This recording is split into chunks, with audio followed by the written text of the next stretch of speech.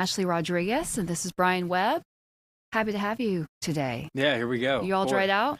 boy, barely. Crazy day. I haven't even gotten to my backyard. It's a mess. When did the rain really start? Friday, right? Friday, Were you yeah. working? Were you out in the I was field? working. I was in the studio, but it was a mess. And last night was kind of crazy too, right about dinner time. I mean, it was really coming down, and those clouds were really dark and ominous. And it's just one of those things. You're driving along, going about your life. You maybe hit a big puddle or so, but you don't necessarily realize the serious danger going on all around us. There were so many water rescues Friday and Saturday night, and then all of the horrible situation going on in the Globe, Miami area east of the valley, and that all just kind of trickled in, so to speak, over the past 72 hours.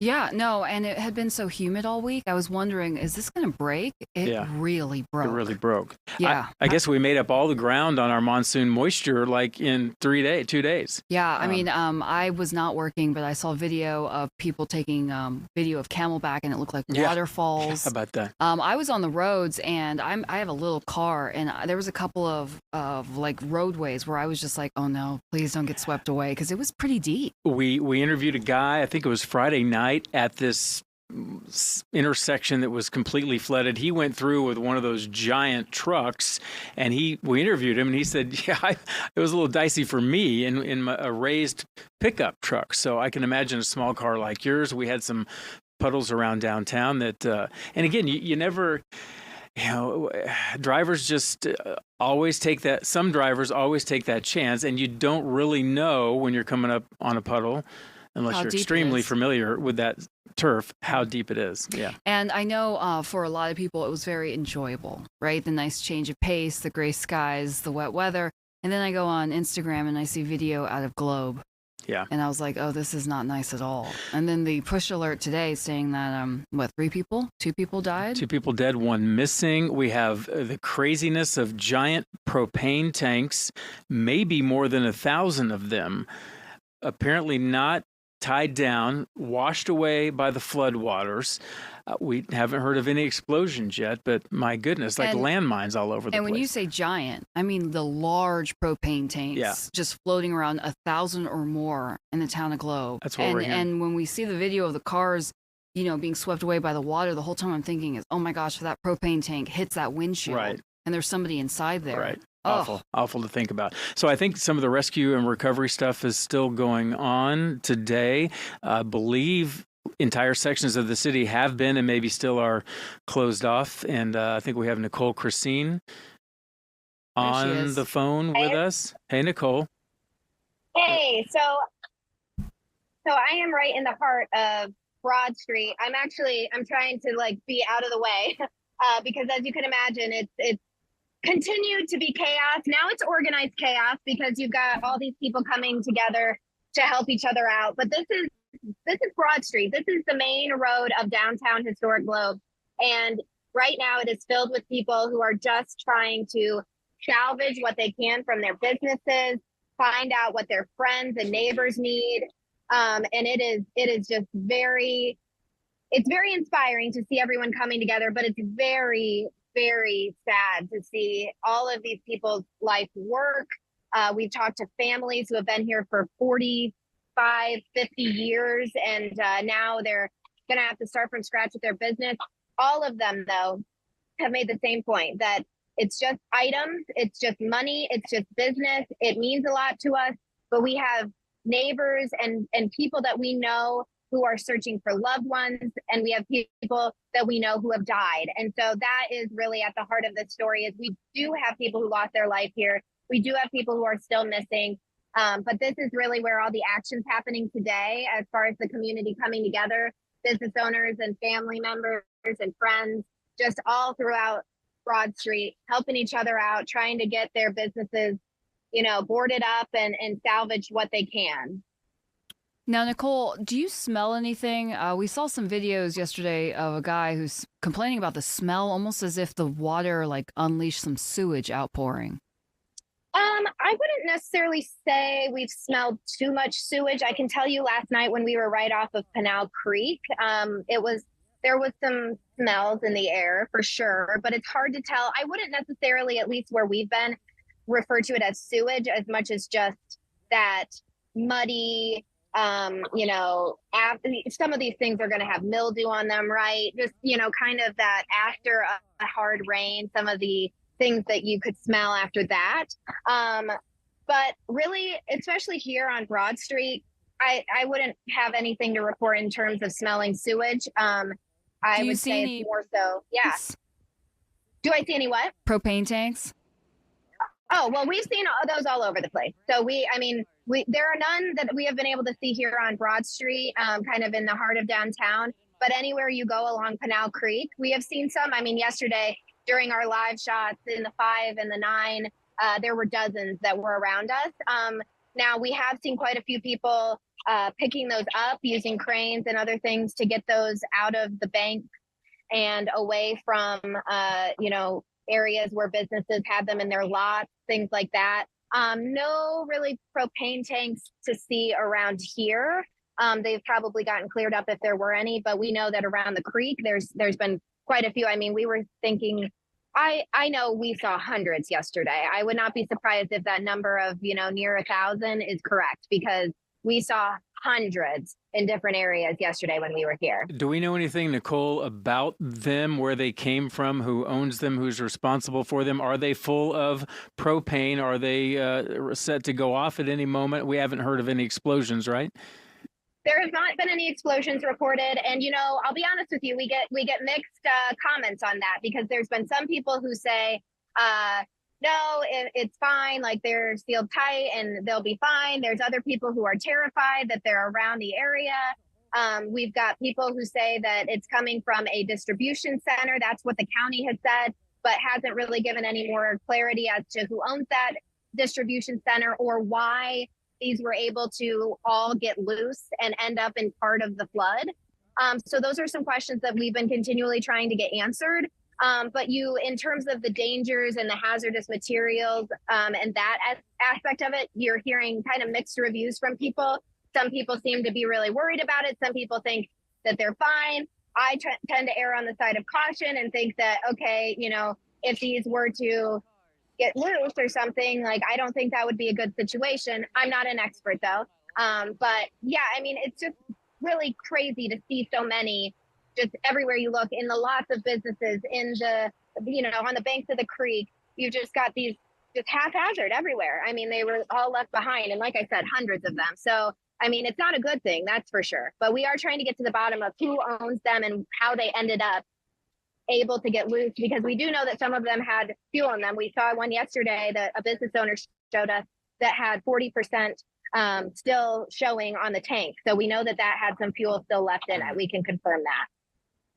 All right. Yeah, we can see people behind you with shovels, and it just looks like lots of work to be done. Fox 10 is going to definitely keep an eye on the progress that Globe makes. Hopefully we're done.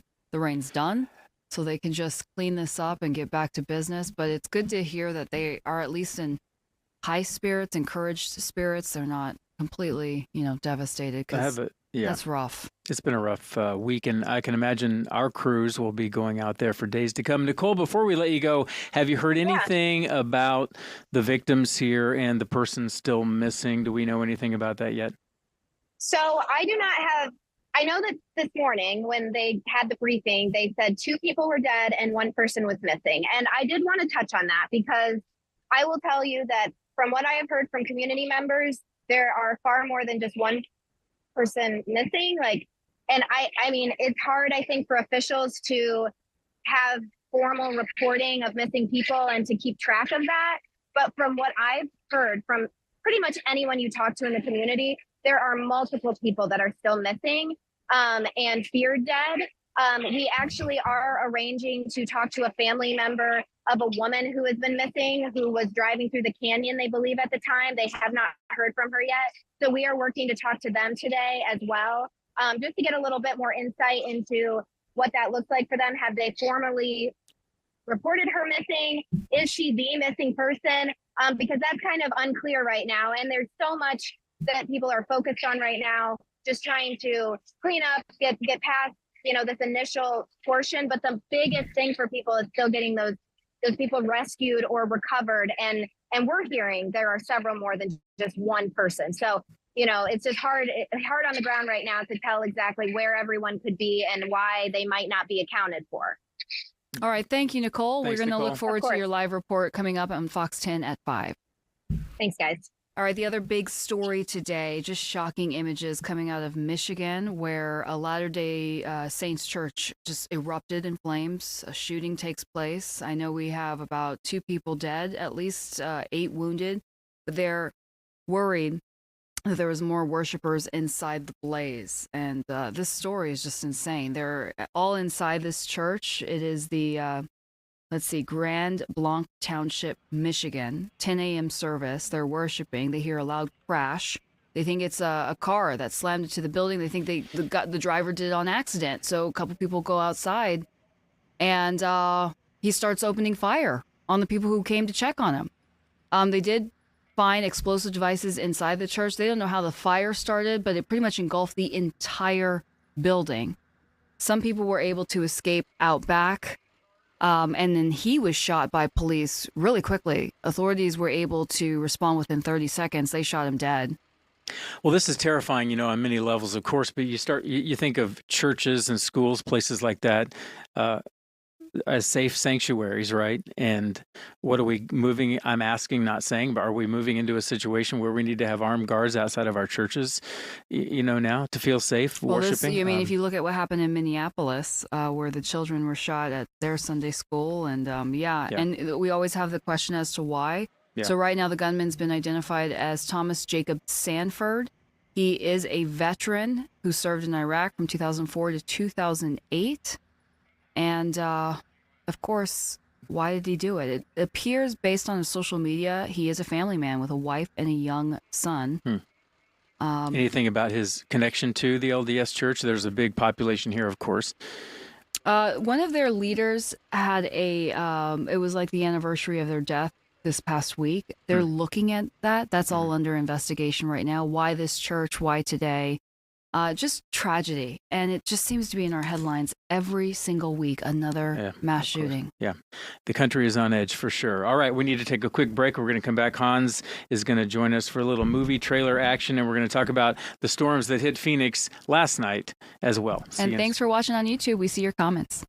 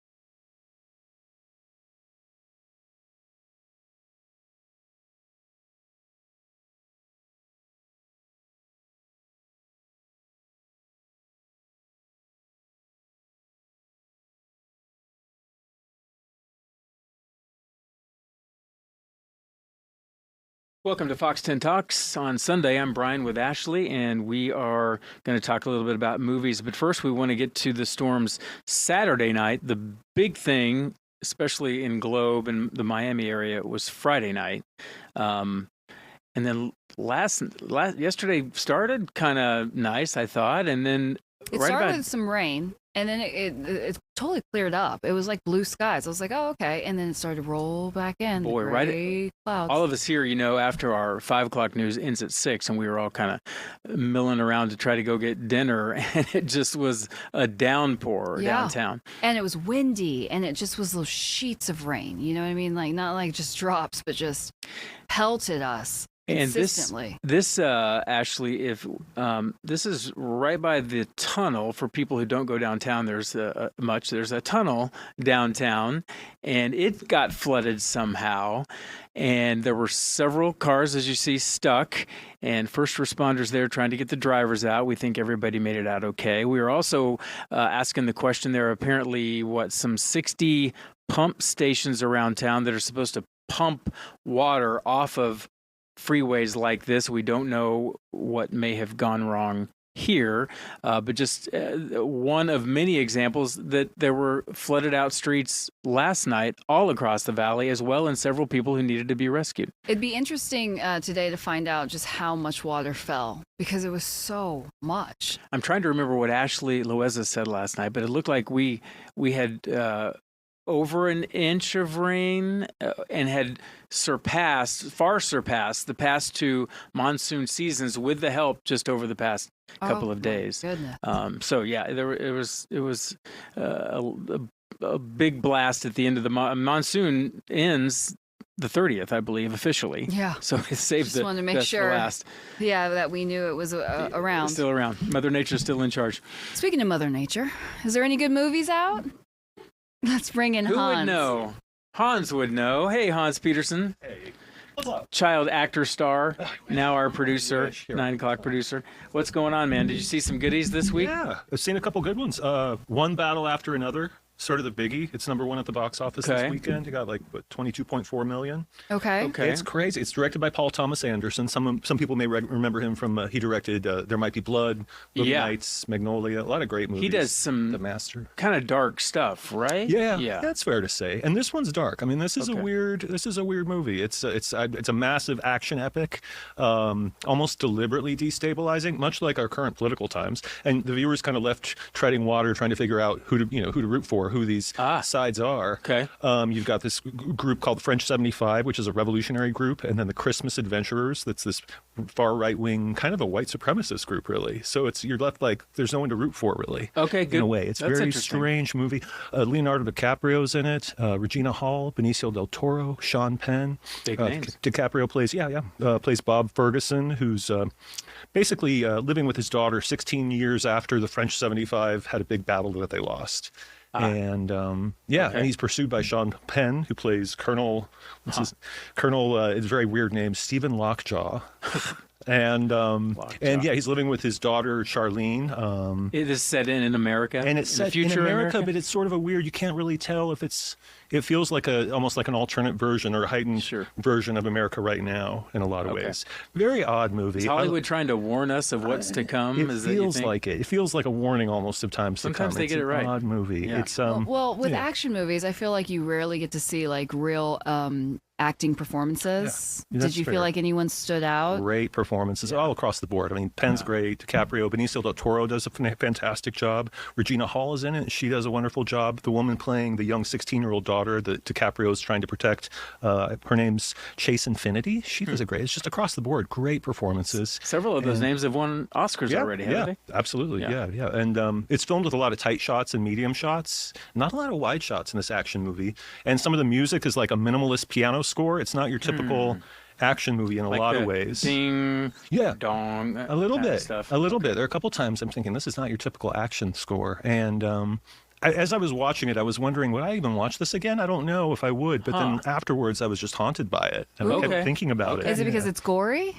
Not gory at all. No. Really not gory, but it's just it's intriguing, and it is almost sort of a parable for our times, if you will. And it's almost a little bit claustrophobic in some ways by the way it's shot. And even though it feels kind of haphazard, it's the narrative itself is pretty carefully constructed. I think the director himself called it an action comedy with a side of postpartum depression, which I think is strangely accurate. What's the name of it? One more time. One Battle After Another. One Battle After. See, that kind of worries me a little Really bit. Like great. I do after the world we live in and the business that we are in. Sometimes Yes. I just want to escape. I don't want to watch the news. I don't want to watch anything that gives me anxiety. Would this give me anxiety? Yeah. Okay. Yeah. Fair enough. It's good for like when you have a week off, maybe. Okay. To be honest, Okay. I mean, in our business anyway, you know, it's a little stressful, but in some ways it's cathartic in a way. It really is. So Okay. I mean, 95% of critics loved it. 85% of audiences loved it. It's worth seeing one way or another. Okay. Yeah. Do you find yourself? You brought up the tight shot and the music score. Yeah, Do you find yourself studying how the movie is made so you can't fully enjoy it just as a viewer? You yourself? No, not really. I feel like it enhances. Okay. You know, looking at those kinds You're of not things. going, hey, that's a tight shot. Why do you Not do that? I'm everyone's trying to like figure out Brian. why he did that tight shot and why did what was that? Ashley Gomez? Yeah. Ashley Gomez. Yeah, actually, you're She's a movie expert too, I think. Do you find it distracts you when you start noticing things like the shots or the music? No. Do you hear me well? Yeah. I don't think so. I think well, we've had this discussion, Brian, where when I was in film school, I felt like I had to shut that part of my brain off because it's like if I overanalyze all the details, I'm just not going to be in the moment and be able to enjoy the movie. Right. But that. I can definitely appreciate all of it, you know? Like I can Yeah. watch a movie and see like, oh my God, like this framing's awesome. Like I know what they're doing with it, but I'm not going to get like too distracted. I don't know. Okay, well, I wondered if you two would have to see a movie twice, once for the fun and once for the Right. technical You know, aspects. I had a film instructor once who made us do that. We literally would watch the movie the first time, just get into it, just immerse yourself, and then the second time was for all the shots and the way that it was constructed or the mise en scène or whatever, the frame composition. Yeah. Yeah, would literally have us watch it twice. That heard- mise en scène. Mise en scène. What's that mean? A frame composition. Yeah, Frame just like composition. what's Yeah. What's that? what's within the frame. Everything that lives inside the frame of the shot. Yeah. I studied. Yeah, Imagine I get that wrong. She was there that day. It was tough. I was Didn't there play hooky. in class. Okay. There's one other movie that it's a little lesser known. It's not like number one at the box office, like One Battle After Another. This one's called Secret Mall Apartment. It just dropped on iTunes, Amazon, and it's just what it sounds like. There are 8 artists in Rhode Island, and they move into a shopping mall. They find this hidden space. They've been forced out of their homes by development, and they figure, well, why, we found this, quote, underutilized space, so why don't we just move in? And they live there for 4 years. Is it a documentary? Like, literally, it's a documentary. Wow. 4 years Do they have lived running there. water and electricity? That was, they use the bathroom downstairs in the mall. They have PlayStation. They smuggle in couches. They smuggle in a china cabinet. I mean, I don't know how you smuggle in a china cabinet. Well, they show you how they smuggle a china cabinet into the mall. It's a fascinating story, and they consider their secret apartment an artwork, really, and it becomes a story about what defines art, and it's threaded with some social commentary about how these people are displaced by gentrification and.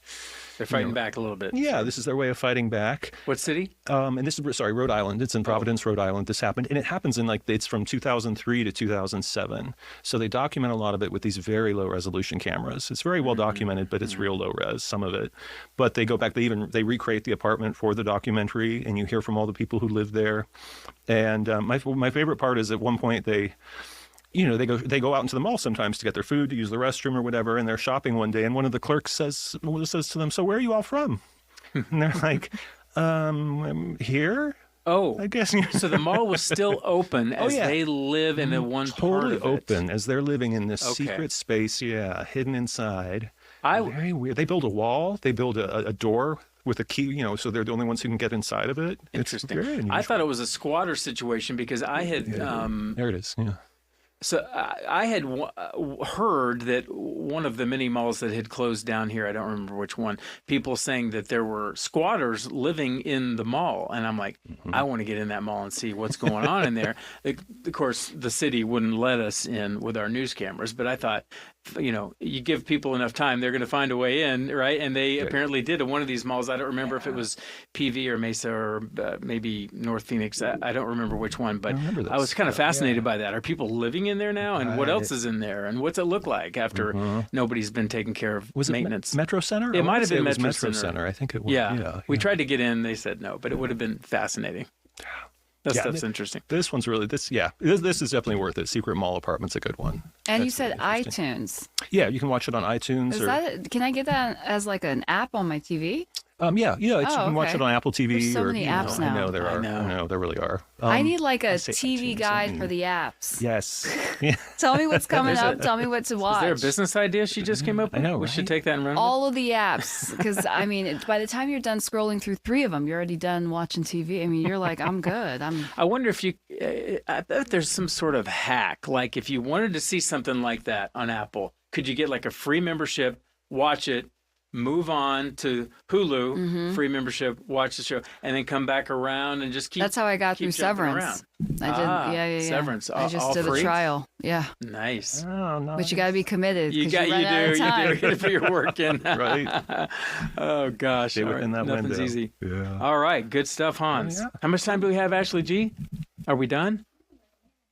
Well, what's coming up today at 9? What do you think? Oh, gosh. That flooding it's is the flooding in Globe. It's just a disaster, and the propane tanks are just. It's just insane that there are that many hundreds of propane tanks floating around the town. Are now just. We need to get to the bottom of that. Yeah, we do. Yeah. Somebody dropped the ball. Yeah. Well, yeah. it appears like the county, right? We've heard that as one possibility. Allegedly. Yeah. Allegedly. So, and you got to think, don't you tie these things down? How on earth did they get loose? Someone has some explaining to do. Yeah, Little Philosophy says it was torrential. That is a good word to describe the rain over the past 2 days. Absolutely. For sure. And let's see. Thank you so much for tuning in, Inc. Who wants to release the Epstein files? I think we all do. And Douglas O. The Wrong Paris on Netflix is a must-watch. Do you have Netflix? Really? I do. The Wrong Paris. They went to Paris, Texas instead of Paris, France. That's some sort of play on that. I believe. Like a good one. I believe, something like that. That should be good. Okay, good to know. Good to know. Right. I was looking for a new show. I'm real bad with that. My ADHD kicks in. I give it 3 minutes, and I'm like, I don't know. I don't give it enough time. I don't give it enough time. I need to cool my jets a little bit. They always say, like, watch at least 3 episodes before you give up on the series. Probably. That's fair. Yeah. Because a lot of this stuff, they're series now, like you just said. So they want a slow burn, and you got to commit. Yeah. And you almost can't count the first episode as representative of the show. It's just the setup. Fair I always enough. figure the second episode is the real. Yeah. You know. Mm-hmm.